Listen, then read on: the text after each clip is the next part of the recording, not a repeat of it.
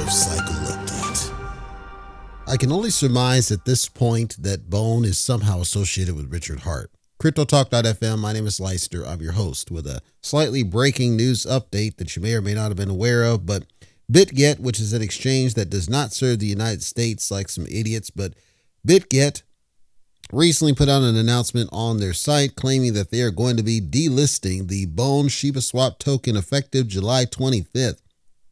Anybody on the spot side, anybody who's doing the trading on Bitget, you're going to want to try to do something about that because, your tokens are going to get locked up, but getting delisted from yet another exchange does not bode well for the Bone token. Of course, I was a whale in Bone, nowhere close now, but at one point I was a whale in Bone, and I saw the sign. I opened up my eyes and saw the sign because I saw that these idiots were going to kill the business the moment they did the cologne scented book. Have you noticed?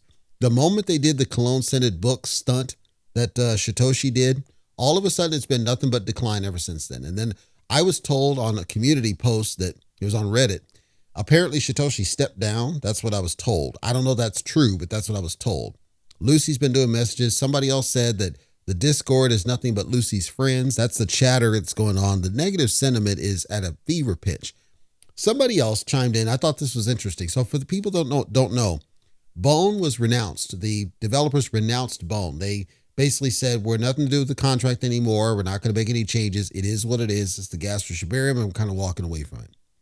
Okay, so then that was supposed to lead to good things after Shibarium's launch. This idea that we're doing everything allegedly that Binance is asking us to do, which is it got to be a renounced contract. It's got to have a strong utility, et cetera, and so on. Nothing happened, right? Token craps and craps and craps. Here we are with Ethereum running up. And for those who don't remember, Ethereum/USDT, more so Ethereum, has been one of the primary pairs against the Bone Shibaswap token because, of course, Bone and Shib were on the Ethereum chain. So the Ethereum pairing should have caused a strong pump on Bone, if only because it's paired to Ethereum. However, we're seeing that Bone is going down. It's not going up. And that seems to be a pattern. Whenever Ethereum was running up, that Bone was not going up. It was going down. Same with the leash token. Some people were throwing out theories. I have my own theory about that. My theory is this. If there's too much supply sitting out there, so when they talk about the liquidity balance, let's say just ETH, the liquidity balance largely correlates to what you see in terms of price movement. In other words, if I see that the price is going in the negative direction as opposed to what I would expect it to do. So in this case, Ethereum's going up, Bone's going down. Well, what does that usually tell me? That usually tells me that, unfortunately, there just happens to be too much of the Bone supply in the pool and not enough of the ETH supply in the pool to offset and rebalance. This is my theory. I'm not putting out facts because I don't know. I'm not in the eco and they renounced it. But usually that's what it tells me. It tells me there's simply too much supply sitting out there unsold. And as a result, it's being devalued because it's not being, you're not getting aggressive push and you want to get more on the Ethereum side. That then correlates to a liquidity challenge. The main reason that exchanges kick you off of is when there's a liquidity challenge. So the fact that they've already been kicked off of, I believe, 3 exchanges so far and counting seems to correlate to what I'm talking about to be the truth, which is a liquidity challenge on the Bone project. Now, Shib has not gotten kicked off exchange as far as I can tell, so it seems to only be Bone. I talked about in an older episode how the developers, I was in Discord, this was like a year and a half ago, and the developers claimed Shib it's controlled by the exchanges. There's nothing they can do about it. But with Bone, they want to try to take back control and maintain it. A poster on Reddit put something out, and I thought it was intriguing. And I hadn't been following the ecosystem with intricate degree, but I want to share what this person was saying, because if it's true, it would explain a lot of what we're seeing. It would explain a lot of the sentiment issues. It explain a lot of the problems. User, oh God, yes, please, says, quote, I mentioned this a few times, but Binance will never happen with Bone. Call, I don't know who that is, Khaal, and Satoshi blacklisted a few wallets, including the Binance wallet a few years ago. I saw a screenshot from their back channels. They didn't want the exchanges to dump the reward tokens. This pissed off Binance, especially after a horrible meeting had with them, and the project is basically banned from the exchange. Stop. So the allegation is, and it would, according to what I saw in the Discord with the Shib and Bone situation, it's possible that they went through all these rigmarole to try to appeal to Binance.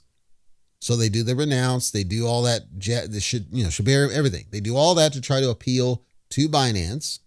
Then they have a conversation with the Binance to try to get something going. They don't like how that meeting goes, and being spiteful jackoffs, they say, okay, well, we'll just blacklist you mother fathers. After the blacklisting, Binance says, okay, well, then you're never going to get our exchange then. Screw you.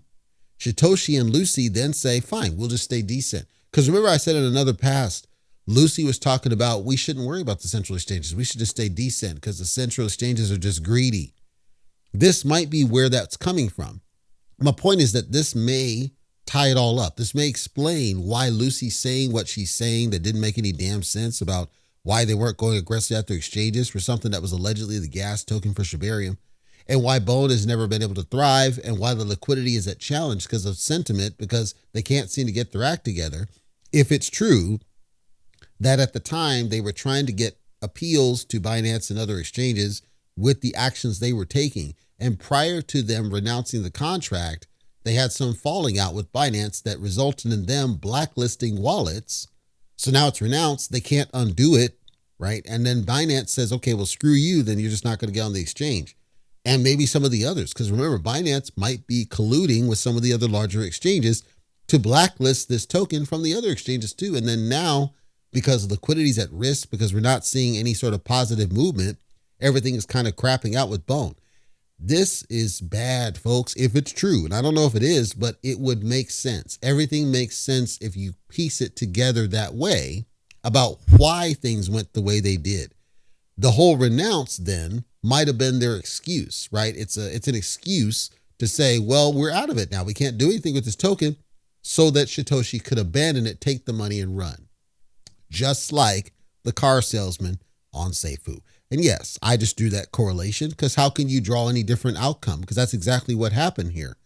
If what's said is true, it means Satoshi Kasama pitched you a cologne-scented book, lied to you, published a blockchain that's essentially a copy of Polygon, that's a piece of garbage that nobody uses, in a spiteful rage, allegedly, in a spiteful rage, blacklisted a bunch of wallets for the large central exchanges, renounced the contract so they can make an excuse, took the money, said they're going to abandon the project, and now they're leaving it in a lurch while Lucy's there trying to make a bunch of excuses. That's what you're allegedly left with here, folks. If somebody has contradicting information, contradicting what I just pieced together, that says, no, there is no blacklist on that. No, Binance did not do that. No, what that person said on Reddit's flat out not true, other than Lucy, because I don't believe her. But if somebody has contradicting evidence, if you can come back and say, no, there are successful things. No, there's this. I'm not talking the garbage of Shibarium. I'm talking about this thing about central exchanges. Because as I said, you're not going to go anywhere if you don't have the central exchanges. So if you have information that correlates that the central exchanges are still interested and contradicts what Bitget just did, which is kick you off of its exchange, I want the smoke. CryptoTalk.fm, hit the comment form or comments here down below. Either way, in the meantime and in between time, Bone is not looking good. Is it dead? It's close. Look at the price. And then look at Shibaswap. I posted an image that the Shibaswap liquidity is bad. If you can't even get liquidity on your own DEX, how do you expect to get on CEX, especially if it's true that they blacklisted some of these wallets? It's not looking good. Ethereum is running up. Ethereum went past $3,500. That's great, but Bone is still at this rock bottom price. It can only result one of two ways. Either A, it keeps going down until it's too late, or B, it has a rubber band explosive move upside, or Leash does. But my point is right now, today, as I record, it's not looking good, and you should not be happy with what you're seeing from an idiot who pitched you a cologne-scented book.